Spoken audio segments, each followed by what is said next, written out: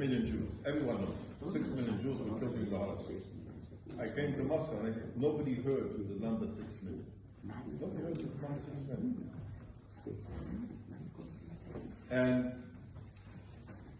there were 1 million Jews in Moscow. Maybe there were 12 children who knew the alphabet. Only one synagogue. So we rebuilt the Jewish community in Russia, in Moscow, the last 33 years with schools, yeshivot. Today, I think there are 12 kosher restaurants in Moscow. With much less Jews. Today, mostly we have about 100,000 Jews left in Moscow. But from the beginning of the Putin regime,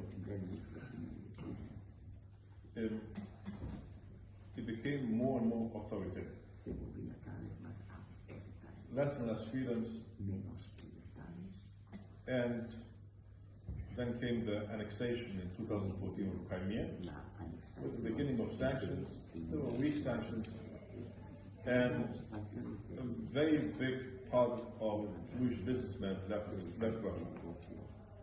And it went from bad to worse. And then came the showdown with Ukraine in February, this February. And everyone was saying there's not going to be a war, there's not going to be a war. But seeing what's happening in front of me with the regime, I said there is going to be a war. And the 24th of February, the war started. And we knew in the community that there will be pressure from the government to support the war. Historically.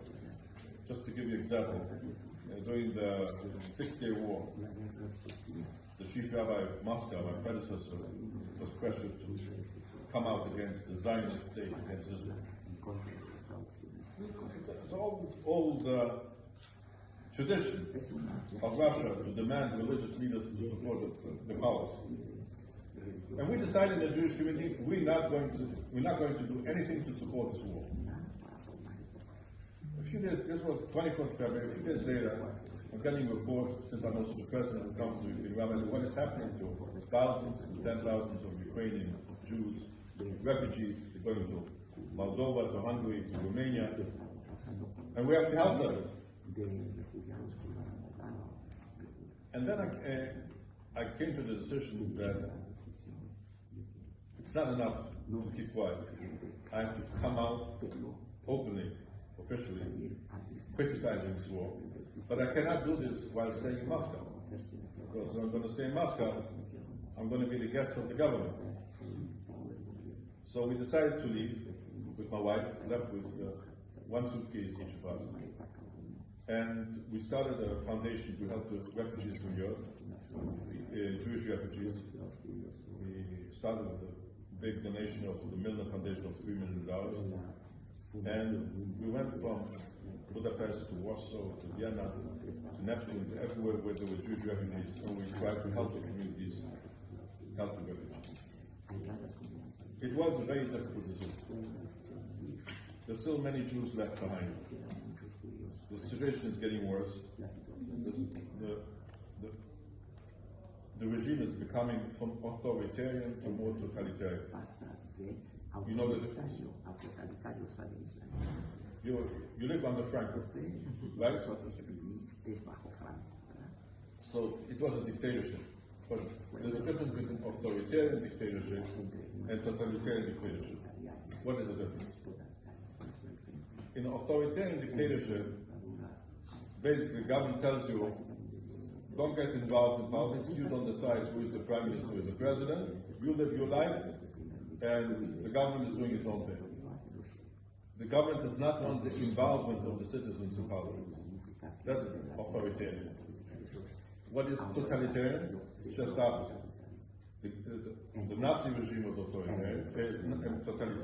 The communist regime was totalitarian, which means the government demands your active support of the policies of the state, and also gets involved in every decision in your life. So, from the beginning of the war, we changed from authoritarian to semi-totalitarian. A lot of people, thousands of people were arrested. All the free press was closed. Access was stopped to Instagram, to Facebook, to Twitter. And in terms of the Jewish agency was closed. Chabad was attacked. I'm not a Chabadnik, but Chabad is a very substantial part of the Jewish community, and they were always very close to the government, and they were attacked, which showed a big change in government policy.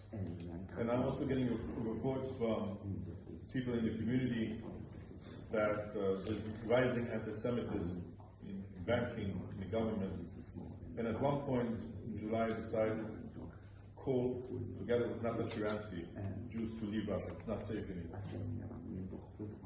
And thousands of Jews left Russia and listened to my call.